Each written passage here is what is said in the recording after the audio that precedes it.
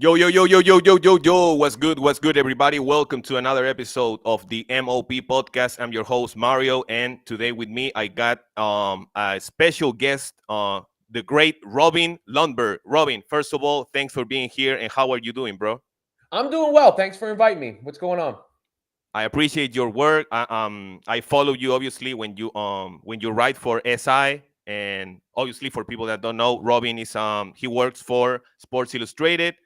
He has his own YouTube channel, so um we are all talking about we want to try to have a conversation about Caitlyn Clark, the WNBA, different controversies during her first year for the Indiana Fever. So hopefully everybody can enjoy this podcast. The last podcast that I did, it was like a couple weeks ago. So I'm trying to get better. I mostly I do my content in Spanish, but I know a little bit of English, so I try to do this kind of collaboration as well. So once again, I really appreciate you being here with me. So let's get into it. The first question that I Yo hablo español un poco. Oh, really, really, man, that's cool, man. That's just a bit. Yeah. Um, so the first question that I got for you is like, what is your assessment of Christy Sides? Obviously everybody um is watching me rocking the Indiana Fever jersey, but what is your assessment about Christy Sides? Because you can go anywhere without somebody saying that she needs to be fired, that Lynn Dunn should be fired, that she doesn't know how to coach, that she doesn't know how to when to take timeouts and different things. What is your assessment about Christy Sides in her Yeah, I second mean, year as a coach? I think I'm somewhere in the middle, right? Like, which is apparently not allowed, right? You have to be on. Uh, I think Sides has been stubborn at times. I think she has made some mistakes. Particularly like there was the game early in the season where she had Clark on the bench that I think it might have cost them. I think it was against the Storm at that time. It took her a long time to remove Christy Wallace from the starting lineup. Sometimes she doesn't come across the most personable. I think the whole like they woke the monster up thing. I don't know if that was supposed to be shared publicly. So there is plenty of reason to knock her. At the same time, the Indiana Fever have improved greatly since the beginning of the season. And I don't think it's fair to blame the coach for everything that goes wrong and then not give the coach any credit for when things go right. And I think Sides has improved as the season has gone along, and the team has improved as the season has gone along. I think you've seen her give Clark more of the reins to do what she wants to do. So, overall, I'd give her like a C plus to a B, something in that range that I think is fair with room for improvement. Not this whole like knee jerk, we got to fire her every time somebody misses a shot, right? Yeah, and that's something that I've been warning some people, in the future, because the narratives, the opposite side, what are they gonna say? They're gonna say, "Oh, Caitlyn Clark is a coach killer," like Magic Johnson when he got fired, when the Lakers fired the West Palmhead. I don't know, maybe that was his name, but Paul Westhead, yeah. yeah, Paul Westhead, yeah, for the Lakers. And that's something that I've been very, very cautious. And as me, having a little platform, so I don't spread that type of opinion or narratives that she's the worst coach of the league. I agree, she's not one of the best coaches in the league, but this whole narrative that she's the worst, that as you mentioned, and that's a great point, when when something goes wrong, is Christy's fault, but when everything goes right, is because of the players are great, and blah blah blah. So I don't get that part also, but I think that she has to be the coach at least for this season. Then next year maybe the front office can do an evaluation, but I try to be, like as you said, in the middle, which is not something that is very, very popular, or appeasing to the masses. But I think he needs to learn. It's his second year only being a coach with the Fever, so we need to see her grow. The same with the players, and we'll see what happens in the second part of this season. That I got a few questions for you at the end of this podcast. The next question that I got for you is, what do you make? What do you make about this whole controversies around CC in his first year. The Kennedy Carter push, the Greg Doyle situation when he made some comments, in the introductory press conference, the Pat McAfee comments, the Cheryl Swoops comments, the fact that Caitlyn Clark was snubbed from the Olympics. What do you make first about these many different controversies around CC in her first year? Well, the one thing that they all have in common is that they're proof of the magnitude of her star power, right? Yeah. Like the reason people care about them, the reason they become topics in the first place is because Caitlyn Clark is such a big star. So you have to take some of it with a grain of salt because a lot of it is just going to be noise that outweighs the actual reality of it. So let me just go through some of the ones that you mentioned in succession, from most important maybe to least important. I think the Olympics thing is a real thing. Like, Caitlyn is good enough to be on the Olympics team, and she's obviously the most popular women's basketball player in the world. So will she get another opportunity? Sure. But was it a miss? Yes, I think it was a miss for elevating the status of that squad in this Olympics. They would be featured everywhere if Caitlyn Clark was indeed there, and they would be more exciting to watch because her play style is exciting to watch. The Kennedy Carter thing at the time, I think if the refs had just called that appropriately, it would have been a non-story. The reason it was a story is they didn't call, the appropriate call on the floor. I've seen stuff like that happen in basketball a million times, right? Like I've Yep. watched basketball my whole life. It was a cheap shot, sure, but it was not the end of the world. And Kennedy Carter has really played well this season, and Caitlyn Clark was fine. No harm, yes foul. As far as the some of the other stuff, Cheryl Swoops has been sort of sly hating on Caitlyn for a minute, but who cares? Yep. Like, oh, just let it go. Let it. We know what it is now at this point. There's no need to get all bent out of shape about it. What were some of the other ones that you mentioned? Greg Doyle and Pat Oh, McAfee. yeah. Well, Pat McAfee, that was a poor choice of words, and I thought that was a little uncalled for. I get the point he was trying to make. I understand what he was trying to say, but he missed, I think, in that particular instance. The Greg Doyle thing, I think, was more awkward than it was ill-intentioned. I don't A little believe. bit creepy, right? Yeah, but I don't think he was trying to be creepy. I think what he Oh, was. he I came think what he across was that way, trying to right? say. I think what he was trying to get across was, if you like me, that's good for me because you're super popular and I'm going to be covering and following you. Yeah. Like, I think that was the intent of what he said. It just it came across really poorly. But all of this stuff is magnified because Caitlyn Clark, the magnitude of who she is. I agree, man, and that get us to the next topic. The next question that I got for you is related Oh, before that, but how do you think that she has handled all these controversies? Oh, I think she's been exemplary. I mean, she hasn't really said anything about any of Yep. them. She compliments other people. She keeps her head down and goes about her business. Yeah. She's very mature. She's very mature. She hasn't said anything controversial. But let me ask you this next question. Is related with the level of fame of Caitlyn Clark. When I'm a huge Caitlyn Clark fan, I've been following her. I've been following her since the Iowa days. When she was playing in college. But I don't go into her Instagram account so I can check on her life.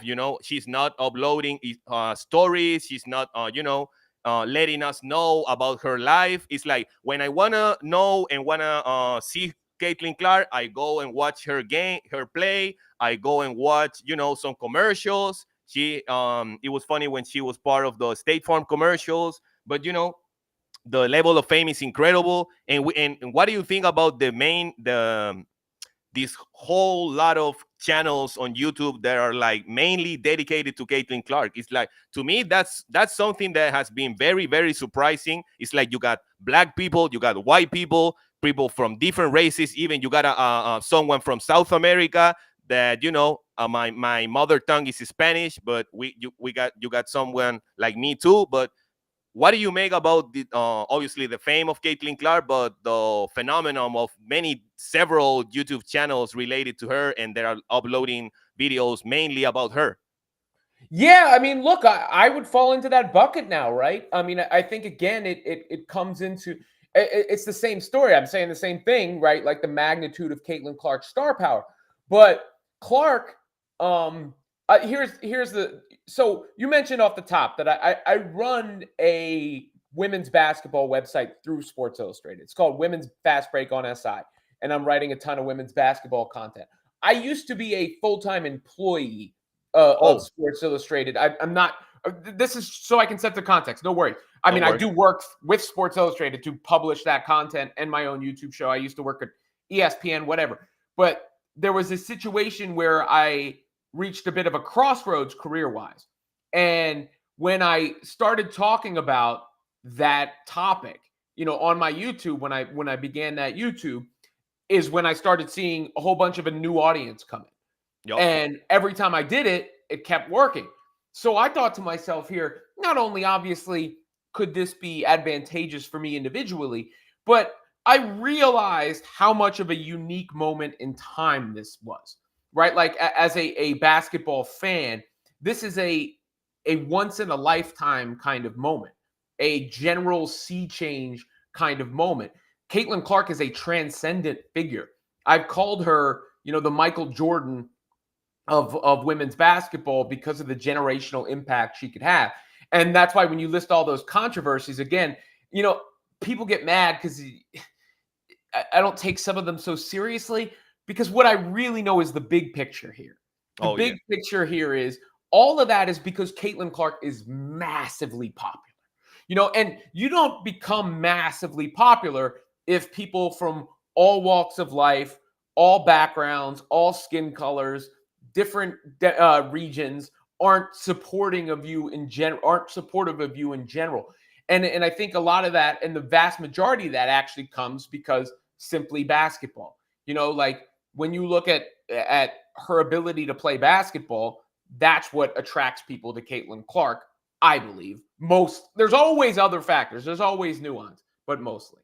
But it's mostly her game, right? And that's to Yeah. me is something that has been like a little bit crazy. The fact that Caitlyn can go during when she was playing at Iowa, scoring 30 a night, leading the nation in assists. Now she comes to the WNBA, and people, they were like they were in love with Caitlyn Clark shooting logo threes, but now all of a sudden she has become the best playmaker in the league, the best point guard in the league, arguably. And the fact that she can go from scoring a lot of points to now being a facilitator only talks about her versatility and the impact that she has on the team, right? Oh, I mean, her court vision is It's crazy. special.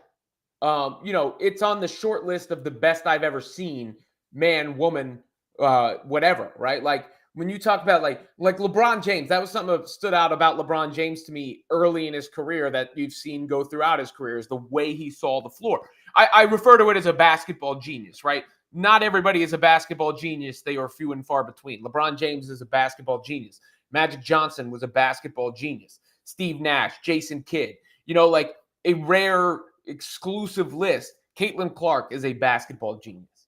I agree. And I like that comparison because when they say, oh, when they were saying Caitlyn Clark is the new Steph Curry, it's like Caitlyn Clark is the next Caitlyn Clark. It's like, I'm a huge NBA fan. I'm a Denver Nuggets fan, but I've never liked this comparison between, or saying, oh, Caitlyn Clark is the next Steph Curry, Caitlyn Clark is the next Caitlyn Clark. But I've really liked the comparison with Steve Nash. The fact that they are both shooters and they are both playmakers, and they can set up their teammates pretty well. So it's incredible to watch Caitlyn Clark. One of the next topic that I got for you, it's about the WNBA independence. My question to you is, can the WNBA reach its independence from the NBA? Yeah, eventually. I mean, we're seeing that they've tripled their numbers, right? Like this year, With the media rights? Yeah, everything about it is on the up and up. And I think you see, like, yes, it's Caitlyn, right? First of all, you have to be a little nuanced in this, right? Like the WNBA was going like this. It was on an upward trajectory before Caitlyn. It was just much more slow. she was the explosive, change. And Angel Reese has added to that too, right? Like, so that new group of players. But Caitlyn is the catalyst for it. And then you have the next group of stars on the horizon, right? Like the Paige Beckers and Juju Watkins and all those college, players that are coming. That is different than I think what you see on the men's side, because in men's college basketball, you don't get that attachment to players and the long-term following anymore due to the fact that players either don't go to college, they're coming from overseas, or they're just there for a cup of coffee. So I think that helps the WNBA, at least until the money becomes so great that people want to get there quicker, which you can't obviously blame them for that. But I think, I don't know the structures financially or business-wise, so I don't want to speak out of turn. But yes, it shouldn't be long before the WNBA is in a charity case, if you will. Yeah, that was my next question, and you already answered it. It's like, how far are we from seeing the independence from the WNBA? And one thing that I wanted to touch about during this question too, during this topic, is how much of a role will the expansion of the league will play in a foreseeable future, where we can see maybe the WNBA being like an independent, entity. So I think it's going to be after this deal, though, right? Unless Yeah. they opt out at the 3-year mark, whatever, they have like a 3-year thing. So I think it'll probably be after the deal, or at that 3-year mark. But bottom line is, I mean, look, it's the NBA. It says NBA in it, so what's the harm in being part of the NBA conglomerate? Also, the real change marker is, are you making money for us or not? And the WNBA is on the way to making money rather than having to be subsidized. And I think that's the important distinction, not whether it's like separated versus whether it needs to be supported. Yeah, and that was one of the last questions that I got for you regarding that topic. It's like, or the WNBA will always maybe be the NBA's little sister, and well, that was my question. It's like, does the WNBA really need to be an independent entity? No, I don't think so. Oh, that's a great point. Yeah. I agree too. Yeah, why? Why does it need to be? I mean, it might be easier to manage as one entity if you're them too. So it's a look. What it's going to wind up being. These things are simple, right? Like, if they make money, they make money, and people will do whatever makes them the most money. So whatever you see is what they find to be the most financially viable. And it's obviously easier to be attached to the NBA. You know what? A lot of people, the fact that you mentioned the new media deal is for 11 years, and the NBA negotiated the media rights for the WNBA too. So it's easier to be attached to a great corporation like the NBA than go on your own and do your own thing and negotiate your own deals and everything. The next question that I got for you is about I'm not going to say new rules, but what are some things that you think that maybe can expand or maybe help grow the league even more, or maybe the sport even more? One of the ideas that I got here is maybe not limit players to go 4 years into college, then go into the WNBA. Maybe in the future, maybe we can see a one and done prospect, like Juju Watkins, like many other players. And another idea that I got here is changing the prioritization rule that I think Sabali, the player for Germany, talked about this rule in the CBA of the WNBA, that sometimes veteran players are forced to choose between playing overseas and playing in the WNBA. So what are some things that you think can help grow the game? I mean, I think they're just what they're doing is working, just making sure you showcase this talent and put it out in front of people. I mean, that second point, sure. I mean, I don't think good players should have to choose. They should, the WNBA should be the place to be. The first point actually runs contrary to what I was saying, because I actually think it helps the WNBA that the players are in college longer. I think it helps them because then they come into the league as stars. Use this last draft as an example. Caitlyn Clark and Cameron Brink and Angel Reese and the rest of those rookies. Who in the NBA draft was more famous than those girls? Who in the NBA Nobody. draft is going to be more famous than Paige Beckers Maybe this year? Bronny James. Maybe Bronny James, and we know why Bronny James is Yeah. not, so I think that is actually helpful to the WNBA because people have an attachment to the players when they come into the league and already know their story. And they already got established brand, with the NIL thing, and they got a lot of money. I've heard that. I don't know if this has been confirmed, but I've heard that who it was, like CBS offered Caitlyn Clark or FS1, I don't know, offered Caitlyn Clark a lot of money to go back to college, but obviously she decided to go to the WNBA. The one question that I got for you before we end the stream, I got two questions. The first one is Caitlyn Clark the first heliocentric player in the history of the WNBA? Is that something? Is that an exaggeration? Or what do you think about that?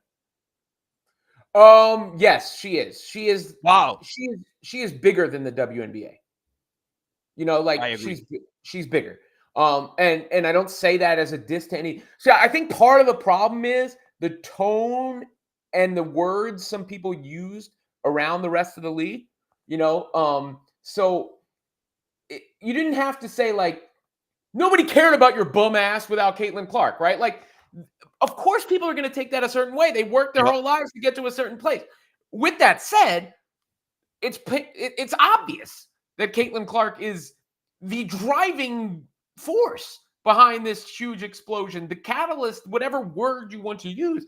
That is obvious, and she is bigger than the league at this point. Like if Caitlyn Clark were to start her own basketball league and go head to head against the WNBA, she would probably wind up beating it, right? Like just people watch anything the girl does, right? Yep. She shows up at a country concert. I learned the name of the country singer. So yes, with that said, for ultimately for her to have the legacy that I think she will, the rest of the planets need to matter too. Like she Yep. might be the sun that the planets are orbiting, but they need to start mattering too. And I think you're seeing that happen also because that will only enhance Clark's legacy. I think some people are a little short-sighted about it. They go like, well, it's only because of Caitlyn Clark. Okay. But Caitlyn Clark means more later if because of Caitlyn Clark, everything grows.